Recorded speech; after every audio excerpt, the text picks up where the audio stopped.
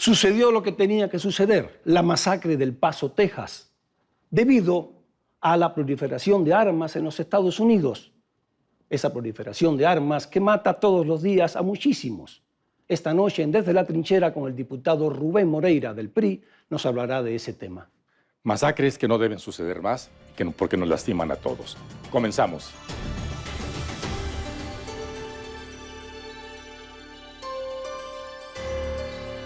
Buenas noches.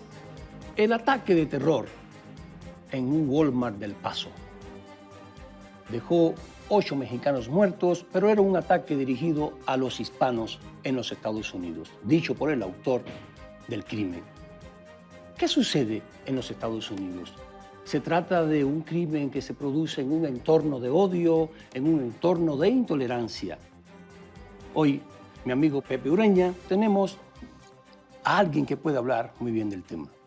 Es Rubén Moreira, él es presidente de la Comisión de la Frontera Norte en la Cámara de Diputados, pero no solo eso, ha sido presidente de la Comisión de la Cámara de Diputados que atiende la Comisión Nacional de los Derechos Humanos. Rubén, aquí te tenemos. Pues muchas gracias por la invitación y pues sí son momentos difíciles para quienes viven en la frontera y obviamente muy dolorosos para la comunidad del Paso, muy dolorosos para la comunidad hispana, para el mundo. Para los mexicanos en general, los hispanos. Para la comunidad vecina, que es Ciudad Juárez, bueno, para todos los mexicanos. ¿Crees que es un crimen de odio? ¿Crees que es producto del lenguaje agresivo del presidente de los Estados Unidos? ¿O crees que es una situación que siempre ha estado latente en el sur de los Estados Unidos? Ahí surge la guerra de secesión, el sur esclavista contra el norte capitalista e industrial. ¿Tiene que ver con eso o es que se ha incrementado realmente ahora? Yo diría rápidamente varias cosas. Primero, en el 2019 hay más de 250 ataques armados masivos, según una de las clasificaciones que hay en Estados Unidos, que es en aquella donde son heridos o muertos más de 3 personas. Entonces hay más de 250. Segundo cuestión que diría, en Estados Unidos es muy fácil comprar un arma. Es el país con más armas en el mundo por persona. Hay una estadística que dice que hay más de una por persona, es decir, 120,000 por cada 100,000. Tiene el 4% de la población mundial y sus ciudadanos ocupan el 46% de las armas que hay en el mundo. Claro. Eso te da una idea.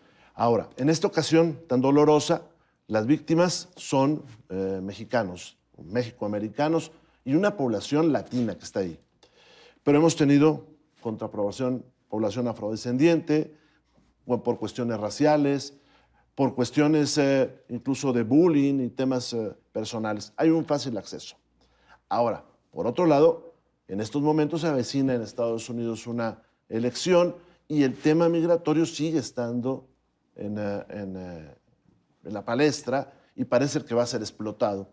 Por lo tanto, alguien que tiene un problema psicológico, emocional, como este muchacho, que tiene un fácil acceso a las armas y que está en un clima de odio y además se ve, digamos, identificado con una política, pues puede reaccionar de esta manera tan brutal, tan terrible, tan incomprensible, pero que está en ese gran marco de situaciones que pasan en la Unión Americana. Tú lo ves más por la parte de la tolerancia, ¿verdad, Paco? Sí, un poquito más, un poquito más. La pregunta sería en ese sentido.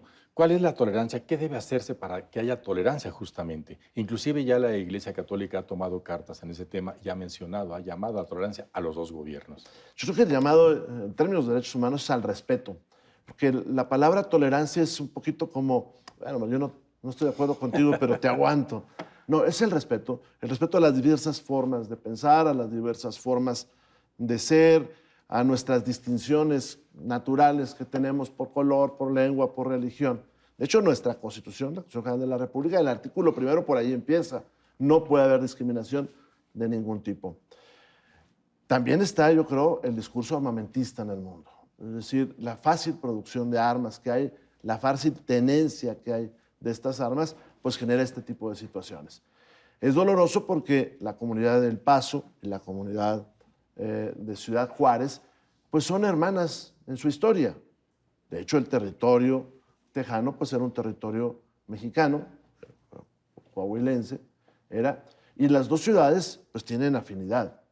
De hecho, Ciudad Juárez se llamó el Paso del Norte, es a donde llega Benito Juárez sin salir de nuestro territorio. Y entonces quien va ahí o quienes vamos ahí, vemos que hay un flujo constante, lo decíamos en el momento previo al programa, escogió un sábado. Sí, es cuando más se concentran personas en el lugar. Sí, sobre todo de Ciudad Juárez, ¿no? Muchos pasan de Ciudad Juárez, ¿no? Muchísimo, como pasa en el Nuevo Laredo hacia Laredo, como puede pasar en Piedras Negras a Sigulpaz, en un supermercado, pues, que está en todo el mundo, pero que en los Estados Unidos se distingue por la enorme variedad de productos y la facilidad que uno tiene de adquirir cosas de consumo personal.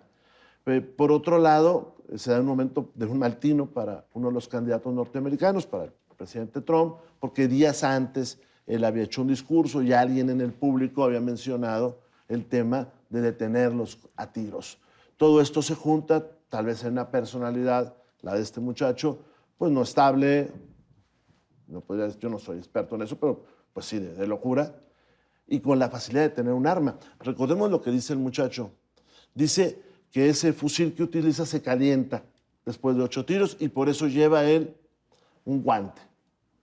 Entonces, pues todo esto permite sí, lo tenía, situaciones estaba así. muy pensado. Mira, enfermos mentales hay en todas partes del mundo, ¿no? Videojuegos que incitan también hay en todas partes del mundo. Lo que no se produce en todas partes del mundo es este tipo de matanzas, porque el fin de semana se registraron 3, ¿eh? Solo a nosotros nos llamó mucho la atención porque fue el asunto de los mexicanos, que fue un ataque directo, si no a mexicanos, a lugares que está, con un lugar que está copado por mexicanos, ¿no?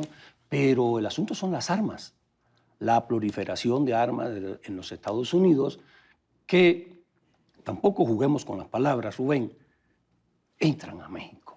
Sí, claro. Yo creo que es un momento para que México tome esa batuta y ponga el tema en la negociación, que ha estado muy bien el canciller Ebrard, ¿eh? Ha estado activo, ha sido muy certero en todo lo que está diciendo, que se incluya en el paquete de exigencias jurídicas a los Estados Unidos, que está anunciando el canciller, el asunto de las armas que pasan de los Estados Unidos a México. Bueno, yo creo que el canciller ha estado pegado en esto y eso también sirvió para transitar esos momentos difíciles. Hoy fue al Paso, de hecho. Sí, y sirve para transitar estos momentos difíciles. En México adquirir un arma legalmente es extremadamente difícil. De hecho, creo que nada más hay una tienda de la Secretaría de la Defensa Nacional aquí en la Ciudad de México. Y en noviembre se abre otra en Nuevo León. Nuevo León. Y es extremadamente difícil. Quien va desde una carta de no antecedentes penales hasta la pertenencia a un club de caza, pesca y tiro, es muy complicado. En Estados Unidos no.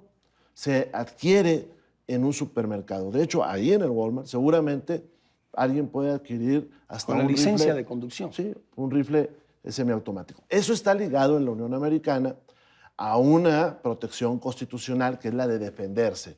Y eso está ligado en Estados Unidos a una cultura y a una organización muy grande que tiene también una incidencia política, que es la Asociación del Rifle. Entonces, no cualquiera se atreve en Estados Unidos a modificar esa política por todas esas circunstancias. Entonces, es algo difícil para los mexicanos, pero yo coincido con el gobierno. Esas armas nos matan a nosotros, son las que nos matan a acá nosotros. No se produce, las legales no nos matan. No, y acá bueno, o menos. Y acá no se producen armas, salvo las que produce la Secretaría de la Defensa Nacional. Estados Unidos es el país con más armas por persona, pero para darnos una idea, le sigue Yemen, le sigue aquella parte de Yugoslavia, Montenegro, que tuvo aquellos conflictos. Estamos hablando de un tráfico grande que puede terminar en hechos como estos. Creo que vale la pena en estos temas que se está hablando de migración, que es tan doloroso para nosotros, tan inédito que nosotros asumamos una posición de rechazo hacia los centroamericanos, que también pongamos en la mesa el tema de las armas. Claro. Ahorita se da un fenómeno y la pregunta sería doble. A ver, no ha sido capitalizado este asunto por los demócratas como debiera. Solamente Joe Biden, Bernie Sanders han criticado esta política. Solo ellos y no ha habido mayor cosa. No sé qué incidencia pudiera tener en la elección interna de Estados Unidos. Esa es la primera pregunta. La segunda, ¿qué más puede hacer el Estado mexicano en este caso? hablar de traer al asesino como que suena buena utopía, buen deseo, pero nada más eso. Pero suena bien. Suena bien, claro. Bueno, primero, yo creo que en el bando demócrata, si ustedes se fijan, se están colocando todos los nos. O sea, todos los grupos que dicen no a algo en Estados Unidos se están colocando en el bando demócrata. Por eso sus debates son de veintitantos candidatos, ¿no? Les tocan apenas unos instantes en el debate para hablar a cada uno de ellos. Aunque John Biden, el senador Sanders son los que más destacan, ¿no? Por otro lado, pues creo que es la primera vez que México dice, oye, hay un asesino que puede ser juzgado Por terrorismo. por las leyes mexicanas. Bueno, yo creo que sonó bastante bien, como se dice. Sí. Es interesante, se puso sobre la mesa, se puso el tema del terrorismo. Es una palabra muy dura porque tiene implicaciones en el Fue un orden ataque de internacional. terror. Sí, porque el tipo, por ejemplo, en México, el tipo delictivo de terrorismo no es cualquier homicidio o cualquier acto delictivo, sino es el que trata de generar un terror en la población. Y en eso se encuadra ese que se dio allá.